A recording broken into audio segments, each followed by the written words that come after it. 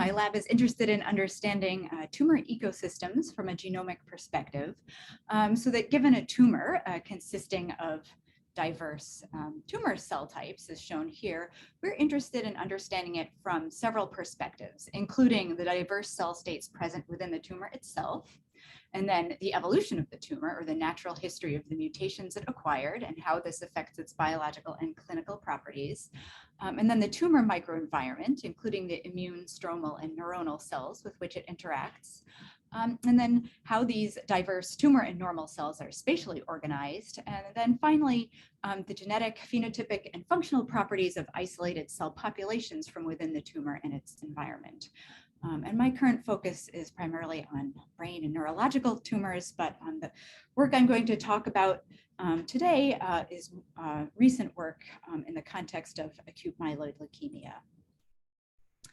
So AML arises in hematopoietic stem or progenitor cells, and it's marked by an accumulation of undifferentiated or aberrantly differentiated cells. So in the past, this disease was primarily understood and classified in terms of morphological subtypes, which are shown here overlaid on this diagram of hematopoiesis. But now it's understood and classified largely in terms of genetics. And this transformation was largely enabled by next generation sequencing technologies. So thanks to these tools and the ease with which AML can be sampled, we have a nuanced genetic understanding of AML initiation and evolution. And so this diagram outlines the major steps of tumor formation and subsequent branching into genetically distinct subclones. We start with steady state hematopoiesis, acquire initiating mutations such as in DNMT3A that lead to benign clonal expansion, followed by subsequent mutations that form the leukemic clone. Excuse me. And note that chemotherapy causes the subclonal architecture to change, as shown here. And that cells with initiating events persist from beginning to end and must be eradicated in order to cure the disease. The evolving genetic architecture of the tumor can be concisely represented in plots like this one, which I'll be showing a lot. In these so-called fish plots, each color represents a genetically defined subclone, with gray representing the founding clone, and the size of the subclone represents the proportion of tumor cells it comprises. A major theme that's emerged from these genomic studies of AML and many other tumor types is that all tumors are genetically heterogeneous and most tumors evolve with treatment. And here are two examples of clonal evolution in AML. And in the hundreds of cases we've looked at, every case has been unique. And so this genetic heterogeneity is believed to be a key driver of tumor evolution, relapse, and drug resistance in virtually all tumor types. But more recently, it's become clear that other sources of heterogeneity, such as in gene expression or cell state, are also important drivers of tumor evolution. But it's not clear how this epigenetic heterogeneity relates to genetic heterogeneity. So for example, how do subclones, which are defined by mutations, differ in terms of cell state or phenotype? We think there can be genetic drivers of relapse or drug resistance, but it's less well established as to whether there can also be transcriptional or epigenetic drivers. And so these are some of the bigger questions we are seeking to understand in our studies of cancer using single-cell RNA sequencing. So to get a little bit more granular about it, there are several very specific questions we're asking. So first, can we link subclones to expression signatures in single-cell RNA-seq data? Can this be used to phenotype subclones and to ask how the subclones relate to the clonal structure of the tumor? And so how do subclones differ transcriptionally or phenotypically from each other? And are there purely transcriptional drivers of relapse or resistance? And this is a hypothetical idealized scenario where each expression cluster shown on the left corresponds neatly with a mutationally defined subclone in the center, and then each of those has a unique gene expression signature. And so this is just sort of an idealized scenario of what we are hoping to understand. So the only way to address these questions is to be able to identify known mutations in single-cell RNA-seq reads. And to do this, we needed an unbiased method that did not require prior knowledge of the variants to be queried. So there are a variety of targeted methods that exist to perform single-cell DNA sequencing and RNA sequencing in the same cells. And those work extremely well for the applications for which they're intended. So they're extremely sensitive.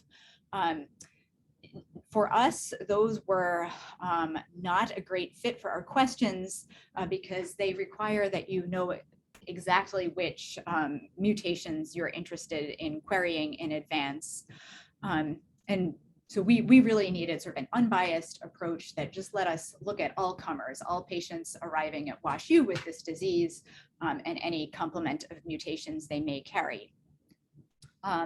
So we also needed to look at single nucleotide variants because there are not many copy number variants in AML. So as you probably know, if you're familiar with single cell genomics, it's very common in solid tumors to distinguish tumor from normal cells using copy number variation. And that's not usually possible in AML. There are exceptions to that rule, but in general, most AMLs carry fewer no copy number variants. So we really needed to look at single nucleotide variants in the single cell RNA-seq reads. And then finally, we needed an approach that was compatible with 10x genomics, preferably without any protocol modification. So the approach we used was to first do mutation discovery using enhanced whole genome sequencing, genomic DNA from each of our tumors. And enhanced whole genome sequencing is simply whole genome sequencing with higher coverage at about 362 sites that we specifically know to be important for AML. And then after this, we do unbiased deep sequencing of single cell cDNA libraries generated using the 5' gene expression solution from 10x genomics. So just a couple of technical notes about the 5' solution from 10x genomics. Their standard gene expression protocol usually uses their so-called 3' solution. The 5' solution is very similar, but turned out to be more applicable for our scenario. So as you probably know, the crux of this technology is really these oligonucleotide coded beads where each oligonucleotide has this structure where there's a 10x barcode and a unique molecular index. And in the 3' chemistry, this would be a poly A oligo. And in the 5' chemistry, it's a switch oligo. And skipping some of these intermediate steps, another specific thing about the 5' chemistry is that you actually get quite a bit more sequencing data. So you are sequencing more than twice the amount of insert. And in discussing this at length with 10x genomics, they felt there were additional differences between the 5' and 3' chemistries that led to sort of broader coverage of the transcriptome in the 5' kit. So we looked at transcript coverage using 5' single cell RNA-seq data. And compared it to transcript coverage from bulk RNA-seq data and found that the pattern of transcript coverage was actually very similar between the two. So here on the top in this sort of blue color, I'm showing single cell RNA barcode depth. And then on the bottom, we're showing bulk RNA sequencing depth. And so you can see that the transcript structure being captured by the 5' single cell data actually very, very highly correlated with that captured by bulk RNA sequencing data. And this is just 4 genes that we care about, but this held true for the vast majority of genes that we looked at. So again, this is just an outline of our strategy where we start with cryopreserved cells from AML patients. We subject them to very deep single cell RNA sequencing using the 5' chemistry from 10x genomics, and then also subject them simultaneously to bulk DNA and RNA sequencing. And then ultimately, we identify somatic variants from the whole genome sequence data, look for expressed variants in the bulk RNA-seq data, and then use that to find mutant transcripts in the single-cell RNA-seq reads, and then interpret that those mutant cells in the context of single-cell gene expression data.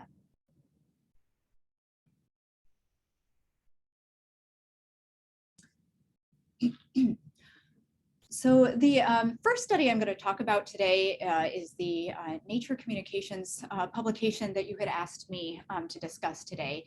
And so I'm actually going to go through that publication fairly quickly. It was really just a proof of principle study where we wanted to sort of figure out whether this approach works, how well it works, sort of what the limitations are, how sensitive is it.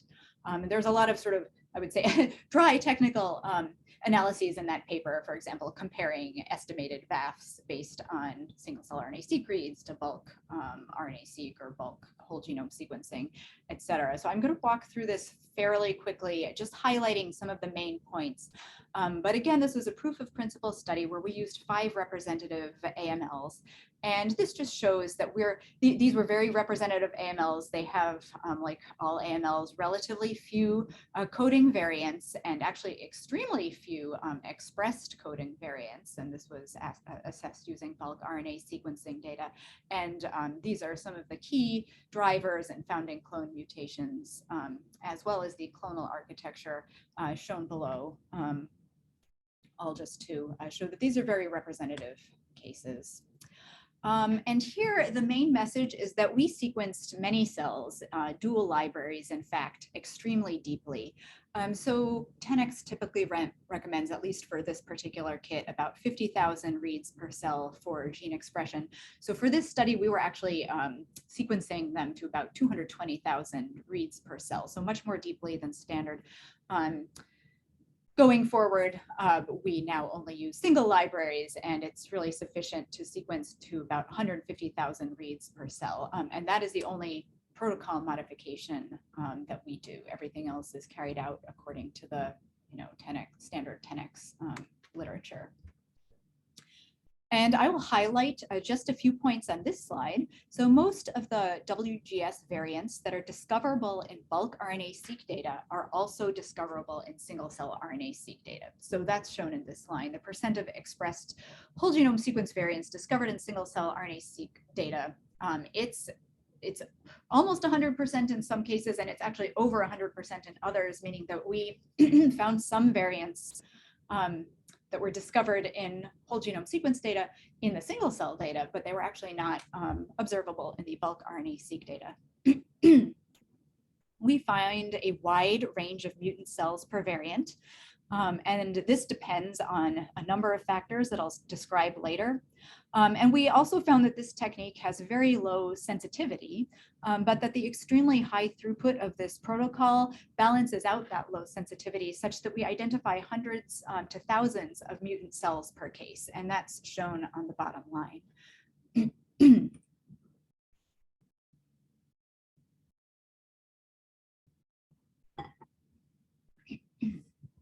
So just to review, there are several caveats to single cell mutation detection. So first, allergies, I'm allergic to everything in St. Louis. This method is associated with very low expression and very low coverage. So usually only one read spans the relevant genomic position. And so the consequences of this are a cell with one mutant read is considered mutant. And we also get a lot of false negatives. So a cell in which only wild type reads are detected may actually be mutant. So again, the overall sensitivity is low, but low sensitivity combined with high throughput enables us to identify hundreds to thousands of mutant cells per sample. And then again, the sensitivity is extremely variable, and it depends on a number of factors, including the expression level of the mutant gene, single cell transcript abundance, the variant allele frequency, both in the DNA and the RNA of the mutant gene, the position of the variant in the transcript, and then the sequencing depth. And so these caveats have major implications for data analysis. And the way I see it, there are two main ways to view this data. In one way, we can use all of the cells for which we have single cell RNA-seq data. And in that case, we sort of have to use a sort of probabilistic or statistical interpretation where mutant cells are viewed as labeling mutant clusters or mutant populations of cells. And then there's a second sort of more careful, more rigorous way of approaching this where we consider mutant cells only. So only analyze cells that have a known mutation in them.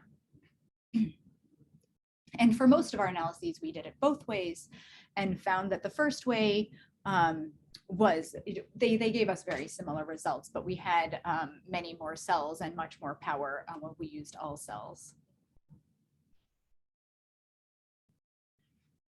Okay, so here's one example where mutation mapping enabled us to identify the AML cells and identify heterogeneous differentiation states within the same tumor. So we start on the left-hand side with our single cell data. And here each cell is colored according to its nearest normal hematopoietic lineage. And this reflects the differentiation state of the cell. And cells that we later determined to be AML cells are circled. As you can see, they comprise a variety of differentiation states that are not necessarily labeled as AML when reviewed by a pathologist. So we then use whole genome sequencing data to infer the clonal architecture of the tumor. So in this particular case, much of the sample was not AML, and then we have a founding clone, TP53 mutation, and a variety of nested subclones as indicated here. And then we perform single cell mutation mapping, and we and our collaborators at 10x Genomics for this project both develop methods that do the same thing, CB sniffer and Vartrix. And those are very, very straightforward Python scripts for actually finding the mutant single cell reads. And then we perform the single cell mutation mapping. So in this diagram, the mutant cell, so there were a number of mutations, again, that were able to be mapped in this data. And here I'm only showing you data for the founding clone TP53 mutation. So in this diagram, the dark blue shows cells that contained mutant reads for TP53. And the yellow cells contained wild type reads for mutant TP53. But again, because of the low coverage, we can really only say that the yellow cells have unknown genotype. So we've got mutant genotype and unknown genotype. And then the gray cells had no coverage at that position. But this, especially when integrated with all of the other cells that we analyze for which we have single cell mutation data, it suffices to very clearly tell us which cell clusters are the AML clusters. And this was an unusual AML case where we also had copy number variations. So we were able to check the concordance between single cell mutation mapping shown here and copy number variant mapping shown here, and in order to confirm that our predictions based on the single cell mutation mapping and sort of extrapolation to co-clustered cells were valid. And so our next question was, where are the subclones in these AML samples? So in this next example, I wanted to show that we can identify subclones in single cell RNA-seq data and use this information to characterize expression signatures of those subclones. So here's an example where whole genome sequencing showed nested subclones. And we started by looking at the founding clone mutation in DNMT3A. So here, as you can see on the panel A, I did not show DNMT3A, but that was rather evenly distributed across the single cell data across expression space. But if you look at the mutations in this turquoise subclone, this GATA2 and TIM17B, you can see that they have a very non-uniform distribution in expression space. And this is what you'd expect if the mutation were part of a subclone that sort of drives a unique expression signature. And so in this particular example, we used multiple regression to identify genes whose expression was correlated with local density of the mutation. So here's the mutation, here are the clusters. And then this is just a heat map of gene expression of genes whose expression was correlated with local mutation density. And so ultimately, now, I don't want to spend too much time on the exact signature that we uncovered here. Interestingly, it turned out to be the AML equivalent of the epithelial mesenchymal transition expression signature. And so as you can see here, the most highly correlated gene is VIM. And by correlated, I mean correlated with the density of subclonal mutations. So this is just showing sort of a feature plot of VIM expression as well as the regression results. And the results held up extremely cleanly when we repeated this analysis only using cells with identifiable mutations in their single cell reads. And that's shown in panel E, and the cognate clusters from that version of the analysis. And again, we came up with this very clean EMT signature marked by VIM and ANAC and a number of other really key EMT genes, and found that it was actually correlated. These genes were correlated with each other across a much larger TCGA data set of about 200 AMLs. Again, that was not the main point of the paper. The main question now is, can we physically isolate this subclone? And so here, I want to walk through some slides showing that single-cell RNA-seq and flow cytometry can be combined to isolate subpopulations for further study. So here we're using the expression profile of the GATA2 subclone that I showed on the last slide to isolate this subclone using flow cytometry. So to do this, we started by looking for cell surface markers that were correlated with the mutation gradient. And so we found a few. One of them was CD99, which was great because there are excellent antibodies for this. So we then used flow to sort for CD99 high and CD99 low cells. And then we used targeted sequencing of the GATA2 mutation that we're interested in, as well as the founding clone DNMT3A mutation as a control. And we confirmed that the GATA2 mutation was enriched in the sorted CD99 high cells. And so we're very excited about the possibilities of this approach going forward, especially in solid tumors, for isolating specific tumor cell populations for further study. And so now I want to move on to the really sort of the main project that we used with this approach. So here we studied genetic and transcriptional contributions to relapse in AML.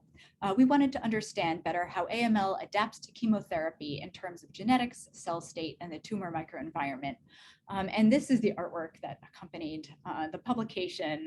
So as you can see here, these little fish are wearing fish plots, which we thought was very cute. So this work was motivated by a prior study in which we had used exome sequencing and bulk RNA sequencing to study correlates of relapse after chemotherapy and bone marrow transplant. And in that study, we had found that AML relapse after transplant is associated with decreased expression of MHC class II genes, which leads to immunological cloaking of the tumor. And unfortunately, we did not learn much about post-chemo relapse in that study. And we feel that this was probably because the transcriptional signatures associated with relapse after chemotherapy were much more subtle. And it became evident that AML is too heterogeneous, both within and between tumors, for us to adequately study this question using bulk RNA sequencing.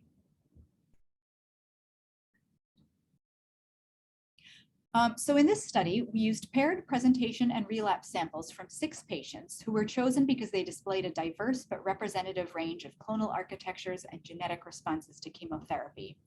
So for some patients, we had samples from additional intermediate time points, and we also collected 4 normal bone marrow samples from 2 healthy donors.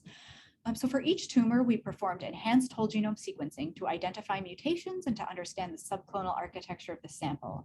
And these results are shown here in 2 formats, both as scatter plots of variant allele frequency, where the relapse VAF is shown on the vertical axis, and the presentation VAF is shown on the horizontal axis. And then an algorithm called cyclone was used to assign mutations to subclones. And then the corresponding fish plots are shown to the right.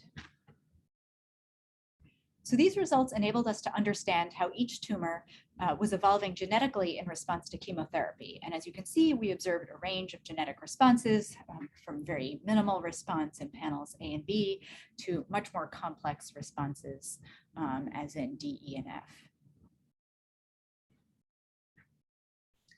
We then performed single-cell RNA sequencing on each sample to understand how the transcriptome or cell state of the tumor adapted to chemotherapy.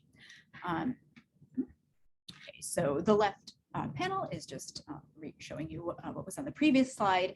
The single-cell data is shown in the center, and this is just an overview of the data with each cell colored according to the sample of origin, and samples from the same patient are circled here. So given this paired genomic and transcriptomic data, the first question we asked is the very basic question of whether genetic change is correlated with transcriptional change. So to answer this, we quantified the genetic distance between a presentation relapse pair as the fraction of total mutations for that patient shared by the 2 samples, and that's shown on the horizontal axis here. And we quantified the expression distance between paired samples using the Wasserstein metric applied to principal component space in the single cell data. And that's shown on the vertical axis. So the Wasserstein metric is sometimes also called the Earth mover's distance. And it's a measure of the similarity of 2 distributions developed in the context of optimal transport. So these correlated distances are plotted here.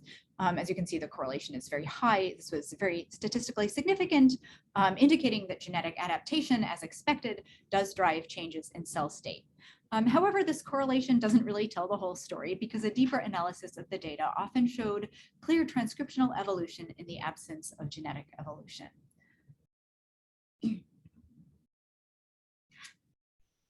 So we then focused purely on the single cell data to get a little more nuanced understanding of what was going on in a case-by-case way. Here I'm just showing a bird's eye view of that data from all patients, combined with data from the normal bone marrow samples. And in this UMAP, each cell is colored according to its sample of origin. And this highlights some of the common themes that we and others have learned from single-cell RNA sequencing of tumors. So the first thing to note is that T and B cells from all samples overlap and serve as an internal control for batch effects. Second, we can see that this is the normal bone marrow samples overlap, shown here. We can see that the AMLs, as you would expect, are distinct from the normal bone marrow samples. You can see that all of the AMLs are different, and that different AMLs from the same patient are more different than normal bone marrow from different individuals. And some presentation relapse pairs are more different than others. So for example, here's a presentation relapse pair where they're very similar. There is very little transcriptional evolution. And here's a pair here and here from the same patient where there was very extensive transcriptional adaptation over time.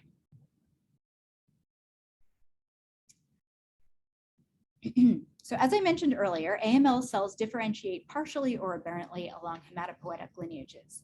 And to better understand the developmental states within each AML sample, as well as between presentation relapse pairs, we then identified the nearest normal hematopoietic lineage for each cell. We did this using single R and a published compendium of cell type specific expression profiles called DMAP. We then colored each cell according to its nearest hematopoietic cell type. And this showed first that stem-like AML cells are different from normal stem cells, not surprisingly. It also showed that the differentiation state of AML varies between and within tumors and reveals that some tumors become more differentiated at relapse while others become more stem-like. And here's an example of the latter. So the presentation was monocytic and the relapse was stem-like.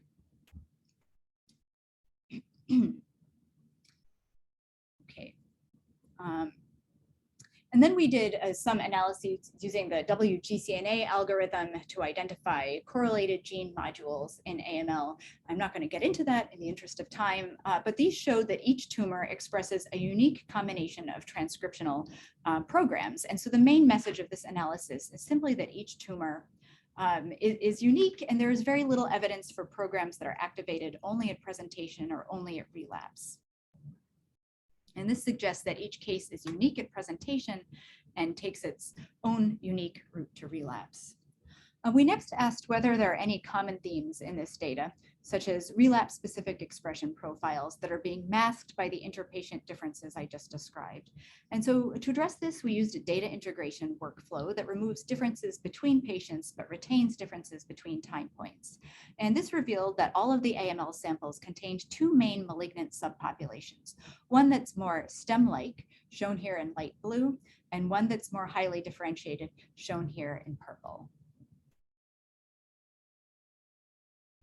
So this analysis also revealed a relapse-enriched cluster of cells, which is indicated here, labeled cluster 0. So in all but one patient, we found that the relapse samples had higher proportions of cells in this cluster.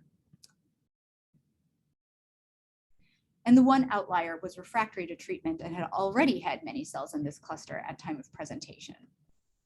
So the bar plot is simply a graphical representation of the enrichment of this population in each relapse sample. And the asterisks show the statistical significance of the enrichment using a Fisher exact test. So I will subsequently refer to this population as the relapse enriched leukemic cell, or REL-C population.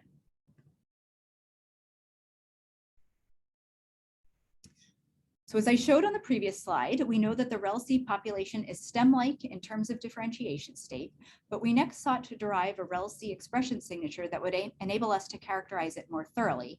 And we did this in a variety of ways. I'm not going to go through the details. We looked at the WGCNA modules. We did some basic Wilcoxon rank sum differential gene expression tests, compared also to a previously defined leukemic stem cell gene set. And ultimately, we found that the REL-C population exhibits higher expression of genes involved in cell migration, cell adhesion, and TNF response. And the REL-C cells show lower expression of genes involved in the cell cycle, suggesting that they may be quiescent.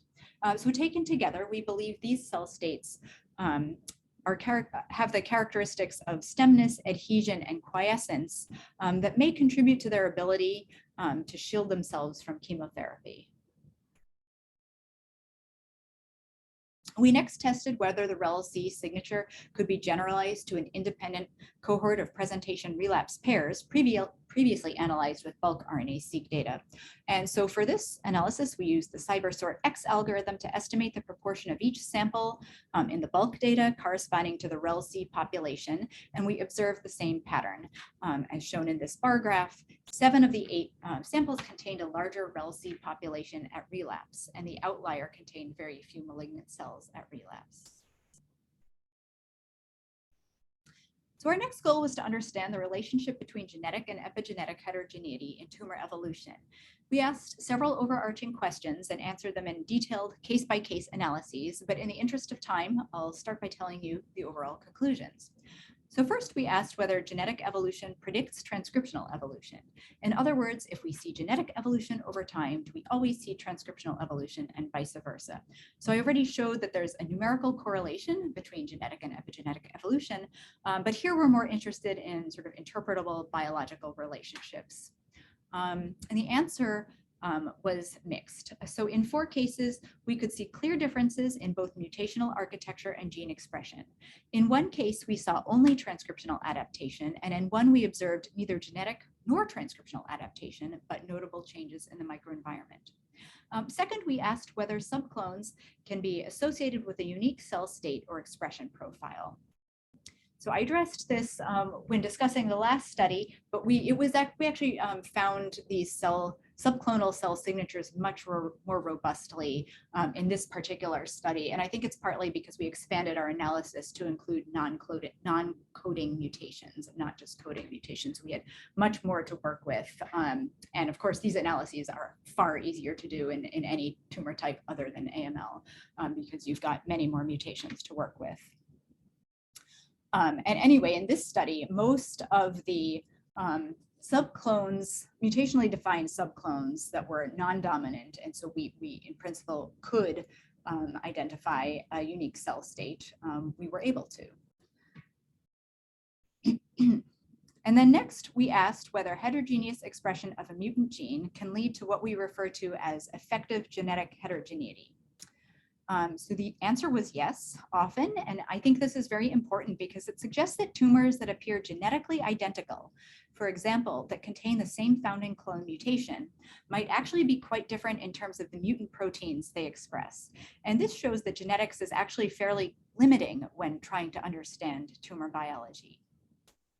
And finally, we asked whether we can identify sort of the missing link in the evolution from presentation to relapse. So practically speaking, can we identify cells in the presentation sample that likely led to the relapse sample? And we were able to do this in 3 out of the 4 cases we examined that exhibited genetic evolution. Moreover, these transitional cells tended to have the REL-C signature that we described earlier. So I'll just in the next 10 or so minutes, go through a couple of vignettes. So this one I'll go through quite quickly. So this is a vignette where we found a transcriptionally driven tumor evolution. So this was a really well-studied AML. So it's been reported in a variety of studies. I'm showing you the subclonal evolution in this fish plot on top. So for this study, we're only concerned with the presentation sample on the left and the post-chemo relapse sample on the right. There's a post-allo relapse sample in the middle there, which we're not going to discuss today. And this is the single cell data. You can see the presentation cells here with their monocytic cell state, and the relapse cells over here with their stem-like cell state, and then some T cells on top and B cells on the bottom. And here we've done mutation mapping, and I've colored each cell according to its subclonal mutations. So light blue is the founding clone. We can see subclone 2 in bright pink and subclone 4 in orange, and a muddle of relapse-specific subclones on the left. And the key founding clone and subclonal mutations are indicated. And so here I'm showing the expression signatures that we derived for this case. So on the left, we compared just bulk presentation to bulk relapse without parsing out individual subclones. Found the presentation was enriched for MHC class 2 and antigen presentation genes much more highly than the relapse. Meanwhile, the relapse expressed genes associated with proliferation and immaturity, including many canonical AML genes, which are noted here. However, we found one cluster of cells in the presentation sample that had the relapse signature. Those are highlighted here in the heat map, and then in this little cluster of cells here. And we think that this subpopulation, while not genetically distinct, may have, through epigenetic means, managed to evade the immune system due to its low expression of MHC class 2 and ultimately give rise to the relapse. And then finally, we derived expression signatures for 2 mutationally derived subclones, but both of these subclones were eradicated by chemotherapy, so we think these differences were not clinically important. We then wanted to look more closely at the small cluster of cells that may have given rise to the relapse sample. So again, that is, sorry, my pointer here. That's shown as cluster 12 in this figure. And we used pseudotemporal ordering to sort the cells according to their expression changes in a manner that reflects developmental time. So for the figures shown here, we used the stream algorithm, but obtained almost identical results using both monocle 2 and monocle 3. So here, The blue branch represents presentation cells, and the orange branch represents relapse cells. And cluster 12 cells are the small blue, in other words, presentation cells, sitting on top of the relapse cells. And so in the middle diagram, cluster 12 is this tiny cluster over here. And so the upshot of this is that this technique also suggests that cluster 12 is much more closely related to the relapse than it is to the presentation sample. So pseudotemporal ordering also enables us to look at the order in which the genes change over developmental time. That analysis suggests that MHC class II genes are among the first to shut off during the evolution from presentation to relapse. For example, the plot on the far right shows relative expression of the MHC class II gene, HLA-DPA1, with dark blue indicating low expression and yellow over here indicating high expression. And so this also supports the hypothesis that transcriptional immunological cloaking is key to relapse in this case. And so finally, as I mentioned earlier, this case adds a new layer of complexity to our understanding of genomic data, namely that heterogeneous expression of mutant genes can lead to effective genetic heterogeneity. And I'm not going to walk through this in the interest of time, but here are 3 examples. So for the second vignette, I just wanted to discuss a case where we see relapse seeded by a genetically and transcriptionally distinct population. So genetic evolution of this case is shown on top. First, I'm just going to talk about the presentation and relapse samples, but we have data for 5 time points that I will discuss if we have time. And I'd like to draw your attention to the purple subclone, subclone 2, that contains no known driver mutations. It's present in a tiny fraction of cells at presentation, but ultimately thereafter becomes the dominant subclone. Single cell data on the bottom corresponds to the 1st and 4th time points. Presentation cells are shown here, relapse cells are shown here.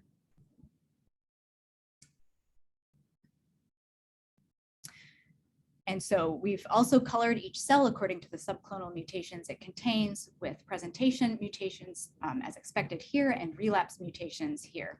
And so the cell population that we're interested in is circled here, and this cluster represents presentation cells that have relapse mutations and a unique expression signature.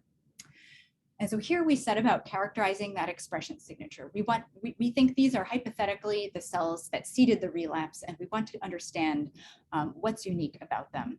So we compared the 2 cell populations from this presentation sample. So this population was compared to this population using standard tests of differential gene expression. And the results are summarized in this heat map on the right. And ultimately, we found that cells that seeded the relapse express high levels of MYC and CD34, which is known to promote a hematopoietic stem-like state. And this is consistent with the REL-Z signature we described earlier. So this does not definitively tell us about the mechanism of relapse, but it shows that subclones can drive transcriptional cell states that may be acted upon by chemotherapy-imposed selection. And then we expanded this analysis to look at coordinated evolution of the tumor and the microenvironment through all 5 time points. And here each time point has its own color, and you can see, you can sort of walk through the transcriptional changes that are occurring with each dose of chemotherapy. And then key thing I'd like to point out here is that the cells in this intermediate state here, primarily at time point, let's see, 34 and 139, were in morphological remission. So the pathologist thought these were non-tumor cells, but we know from their mutational composition that they were in fact tumor cells. And on the bottom right, we can see the overall trajectory that these cells followed. And then I'm just going to walk through really quickly genetic evolution during treatment. We can see entire subclones disappearing and appearing over time. And the point of all this is that the mutations and their expression levels combine so as to give rise to 3 unique cell states labeled here A, B, and C. And these three cell states correspond neatly to the clinical characteristics of this tumor. So presentation, remission-like, and refractory. So to understand this better, we first looked at the nearest hematopoietic lineage for each cell, as shown here. And we can see that the tumor is stem-like at the start, up here, then matures transiently during remission, and then becomes more stem-like at relapse. And then we did differential gene expression analyses to understand changing gene expression patterns that define each of these cell states. And this revealed sets of co-regulated genes that show a variety of patterns across these three cell states, but two were particularly interesting to us. First, we could see that genes involved in stemness and adhesion, including many of the REL-C genes, corresponded to treatment refractory relapse over here.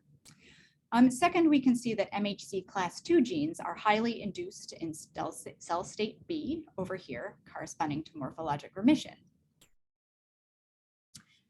And so ultimately, we were able to see, when we looked at the T cells across all time points, that the morphologic remission cell state over here, which had high MHC class II expression, coincided with transient abundance of exhausted cytotoxic T cells. So that's shown here and here. On the bottom, you can see markers for granzyme B for cytotoxicity and LAG3 and EUMEs for exhaustion, which were enriched in that morphologic remission time point. So we take this as evidence that the T cells are activated, functional, and keeping the tumor in check at morphological remission. And this is somewhat speculative, but it does point to the coevolution of the tumor and the immune system over time. And it suggests that tumors that are visible to the immune system via MHC class II expression are better able to activate cytotoxic T cells to keep the tumor in check. So I'm not going to step through all of the conclusions. But I do want to thank my fantastic collaborators and mentors for this project. In particular, Tim Lay and John DiPerzio have created world-class infrastructure for the study of AML at WashU, where every incoming patient receives clinical grade genome sequencing and storage of cells that's compatible with single cell RNA sequencing. And that really facilitated all of these studies, as well as our fantastic bioinformatic collaborator, Chris Miller, and the leader of the technology development group at the McDonald Genome Institute and GTAC, Bob Fulton. And so, yeah, please feel free to ask questions. I am looking for staff scientists and postdoctoral fellows to join the lab in a computational capacity, and remote arrangements are welcome. So please let me know if you have any questions and feel free to email afterwards. Thank you. Thank you. Yeah, that was excellent. So much data and some really interesting insights into biology. Yeah, so we have time for questions. Please put them in the chat or raise your hand. To start, we have one from Bijou. So I will unmute. Thanks, Courtney. Thanks, Dr. Petti, for that excellent talk. It was very thought-provoking, and it gave us from the data science team excellent way to analyze single cell data in downstream analysis. So my question is two-part. One is about the initial part where you compared the bulk RNA-seq to the single cell RNA-seq, and you mentioned that you kind of detected almost all the genes that were in the bulk RNA-seq, which was a little bit surprising for me. So I guess you're talking about per sample, not per cell, right? Right, so it was per sample, exactly, per sample, right, yeah, so the evidence was simply on a per sample basis, yeah. Okay, so, and going back, so were you able to compare in terms of highly expressed, medium expressed, low expressed genes, something like a transcription, regulatory genes, how good is this method to detect mutants or mutations in low expressed genes? Yeah, so yes, we compared expression versus detectability, and it's highly dependent on expression, and also on other factors like, you know, the variant allele frequency and the location of the mutation in the transcript.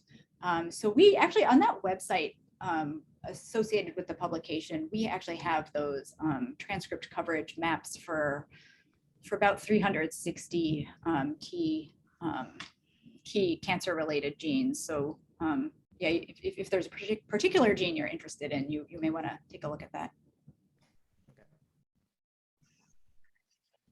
And also, actually, you know, it's super easy to just run CB sniffer or VARScan, Vartrix on your data. So you can just check that way, actually.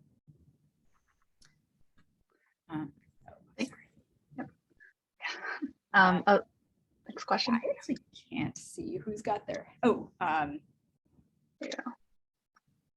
Hojin. Hello, hi, can you hear me, Allegra? yes. Hi, great talk. I'm Hojin Lee from the Hemonc division here. It's like really impressive stuff. I was curious, at the very beginning, when you were talking about your pipeline, one of the challenges that you said was that some of these genes weren't expressed at that high a level, even if they were some sort of the bad actors in AML, like the characteristic mutations. But clearly using the strategy, you could get some really, really interesting data.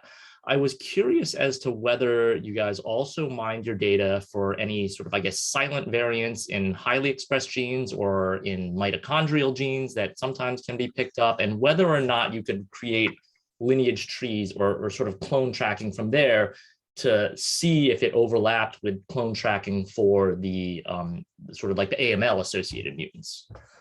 Yeah, that is a fantastic question. I have considered doing that, and, you know, thought a bit about whether that would be valuable. I haven't gotten to it yet. I do think that is potentially very powerful. Yeah, great question. Very cool. Thank you. Wanting? Oh, hi. It's a great talk. So I'm also kind of like interested in the initial part with the technology. So you kind of mentioned the redistribution along the gene for the 5 RNA-seq is kind of like very similar to bulk RNA-seq. This is kind of like unexpected. Do you see the pattern like changing in the future when maybe 10x change their chemistry, make the like capture more efficient or things like that? Yeah, so I should actually clarify what I said. So the pattern of coverage across the transcript is still very end biased in both the 3' and the 5' technologies. It was, and I didn't show the figure to support this, but we get just slightly higher coverage at sort of the distal end of the transcript using the 5' technology, using the 3' technology. And you also get sort of transcript wide coverage using the 3' technology. So they, oh gosh, you know, if anything, I kind of wish that they would change their chemistry so that we get like much more consistent coverage across the gene. I mean, or, you know, actually definitely consider switching to SmartSeq technologies for that reason. Yeah, I do worry that they will change their chemistry in some way that makes this less feasible. And yeah, I think we would simply have to change to a different platform. I see. And also based on your experience, is that possible to identify variant de novo from just single cell RNA-seq? I don't think it's possible to do it in a meaningful way. So actually our 10x collaborators dabbled in that at the start of this project. And, you know, it was just extremely noisy. You know, it's actually hard to, well, at least we feel that it's hard to get extremely clean mutation data and subclonal information, even when we're using, you know, really deep enhanced whole exome sequence, whole genome or whole exome sequencing. So just the level of noise that we were seeing from you know, single cell inference was not useful for us. But I see. you know, I think maybe with different technologies, or you know, as technology evolves, that will probably become more feasible. I see. Cool. Awesome. Yeah. Sorry. Last question. So I'm also curious with when you mentioned the cells with the RALK signature. So you mentioned that they also kind of like present in the presentation samples. Do you think it has any kind of like diagnostic properties in terms of maybe the percentage of cells with the RALK signature may predict whether the patient are more resistant to chemotherapy or things like that, or more likely to relapse? Yeah, I think I think that ultimately there may be diagnostic potential in that signature. We did take a quick look at that signature across bulk data from a much larger number of samples, and it was promising. I would say it was not dead sure, but it was very promising, and I do think it may have potential. I think we'd have to do this on many more patients, and we only used 6, and they had sort of very diverse treatment regimens, very diverse clonal architecture. You know, much more work would be required to settle that, but yeah, I think it has potential. Cool. Yeah, thank you so much. Thanks. Yeah, let's see if anybody has questions. I had actually kind of a follow-up to that one. With the signatures that you're seeing for relapse, do you see the potential for this leading to improved therapeutics or even sort of precision therapeutics to avoid relapse or treat it better? Yeah, that's a great question, and I think it has tremendous potential. Again, I do think that we would need to follow up with much more targeted studies, right? Like select a cohort of patients that has the same founding clone mutation or mutations, make sure they're treated with the exact same drug regimen, that sort of thing. And I think, you know, we would need to probably, you know, use some of the other techniques that I showed earlier, like, you know, sorting cell populations to study drug sensitivity or that kind of thing. And yeah, I do think it has potential. So I'm excited about it.